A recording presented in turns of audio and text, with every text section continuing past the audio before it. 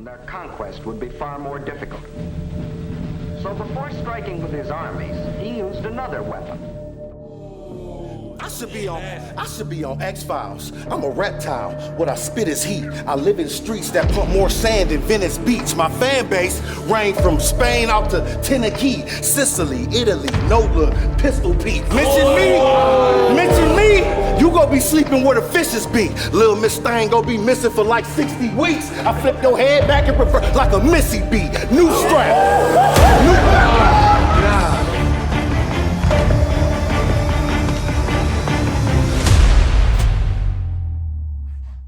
Oh, nah, it ain't done yet.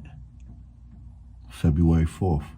They said the hardest thing to do in life is write a will.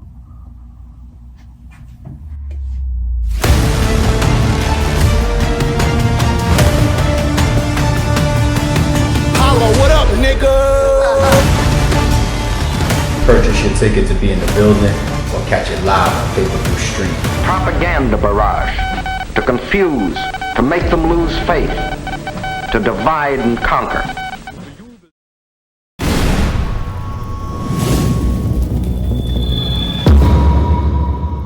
I know you guys got a face-off coming up, so we do. I just want, yeah, we got a face-off coming up, so I don't want you guys to have to do too much because we did it for closure. So I want to respect that for both. Oh, so I guys. get to tell him about himself, huh?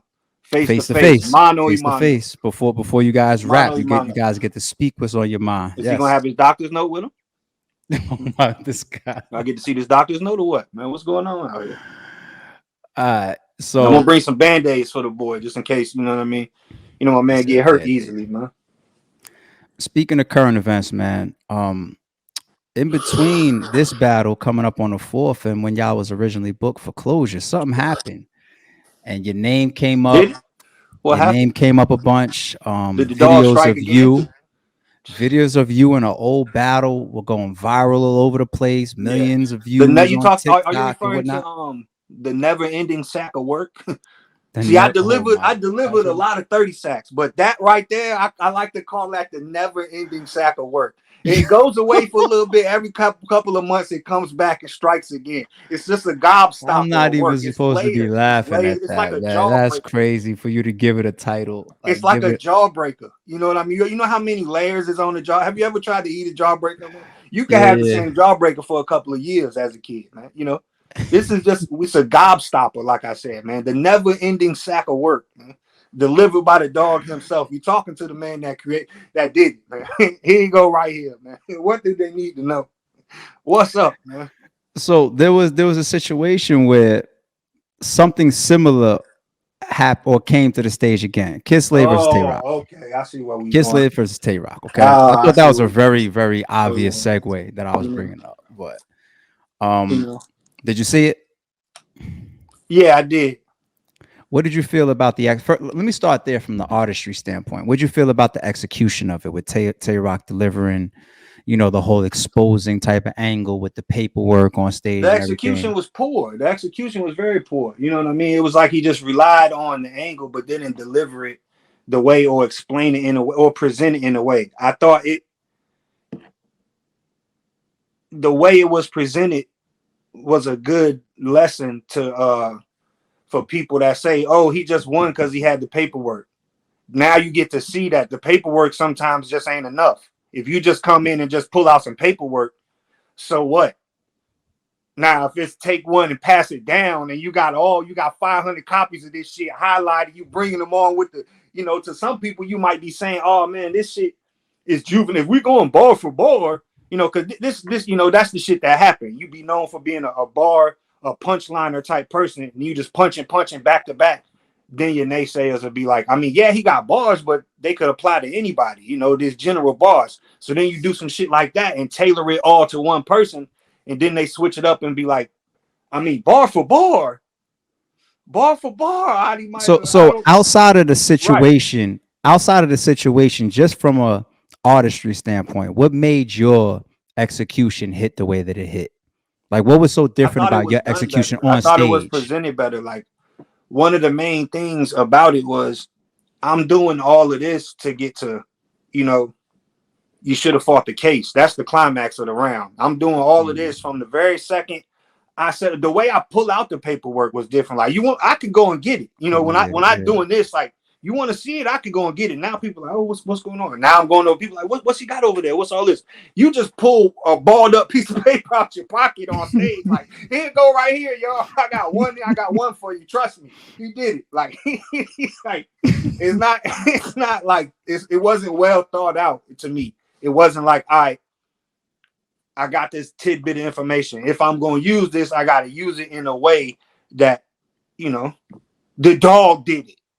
Since I want to be like daddy, let me do it the right way. You know what I'm saying? Follow the innovators, man. That's what you do. All right. That's what the fuck you do. You follow the innovators. That's what the fuck you better do. But no, I mean, it was, you know, it was cute, man. But the way you say that, like when you went into that whole segment and then you lead up to that last punch, should have fought. Right, right. That's what I'm saying. I see what you're saying when you say that. I see what you're saying. Like I'm the whole lead up. If you look at Tay Roc's round, it's like, no, you pull the paperwork out, right? Okay.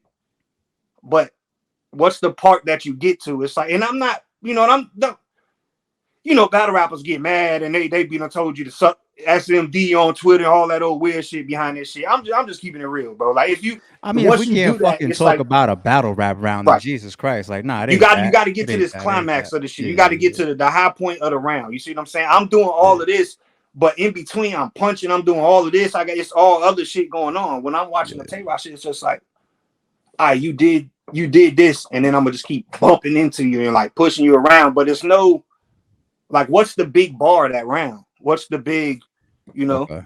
And then also the thing about it is the shit you accuse him of is like, it ain't what you leaving the door open. Now that's the reason why he was able to escape from underneath the shit. Cause it's like, what you saying he did, he got all these people all these years, but you saying he just told about a fight. All right, somebody fighting and getting hit with a bottle and get somebody all these years, right? So you're leaving the door open. Now I'm not saying Kyd Slade didn't tell it. Like this is what I'm saying. He Nah, of course, like, and once again, because it was such big news, you know, a lot of people spoke about when you battle Boom and that situation unfolded, and it unfolded for a while, and it's gone down as like the never-ending sack of work. It doesn't go away. Like it's like the biggest of that type of situation. Only on Red Reed Entertainment, the biggest. It just happened to happen on RBE, and so I think a lot of people, you know, thought about you in that battle when, you know, the Tay Roc and the Kyd Slade shit happened. That's why, you know, it was going viral. Your shit was going viral on TikTok and all that type of shit. Yeah, shout out to both of those guys, man. I don't personally know either one of these guys. You know? We talking battle rap. If you bring it to the stage, it can be critiqued. But it's not though. We're not talking battle rap because the conversation is no longer battle rap when this type of shit happens, right? And that's what you got to know when you going into the shit. Like I knew when I come in here, it's you know, this ain't gonna be bad. Like that's what make that shit so unique to me, because like I told you before, like when I wrote this shit, I said, bro, this shit is gonna go on World Star. Watch what I say. It ain't because of it's the craziest shit I ever wrote and none of that. This gonna happen. Like, you know. Yeah. It was a moment. Yeah, it was definitely I don't like it in execution. I don't like that it makes it's like, bro, okay, I do it one time. But I got like 60 battles. But now every time I battle, it's like, oh, he's gonna pull out the paperwork. Or when anybody pulls out some paperwork or anything, it's like Bigg K. It's like, bro, you know, I'm not the authority on this shit. I don't never want to be known as the authority. Like when some shit is going on in battle rap, I'm like, oh, I wonder what Bigg K thinks. Like, bro, nothing. When you do something first like that and it's that impactful, I mean, what the fuck you expect? Is the door is going to be open for all the because. Think about it. If that happened 20 times before in battle rap, then it would have been criticized so many times that it would have been watered down and people wouldn't be tripping. But it was literally to the point where, because your shit was the first time when it happened and it was so widely discussed, you literally had sub debates. There was debates of like, did Bigg K go too far, or did Bigg K tell by putting out paperwork? Like it was all these different sub debates, and it was just like, what? You know what I'm saying? So it's just like, that's what happens when it's the first and it's that big of an impact and that widely discussed. So yeah, no, anything that happens after that, they're gonna bring you up. They're gonna bring you up. It's definitely a lesson though, because it's like you can spend years at your craft trying to you know, be known for what you do or respected for what you do, but then the shit that ends up sticking might not be like, you know, just as much as it might affect you, it's gonna stick on me too. I'm always gonna be known to, hey, you know what I'm saying? I might be in a grocery store and the motherfucker might be like, snitch boy, like, you know, like it's like, Would you ever do it? Would you ever do it again? what you mean? Would you?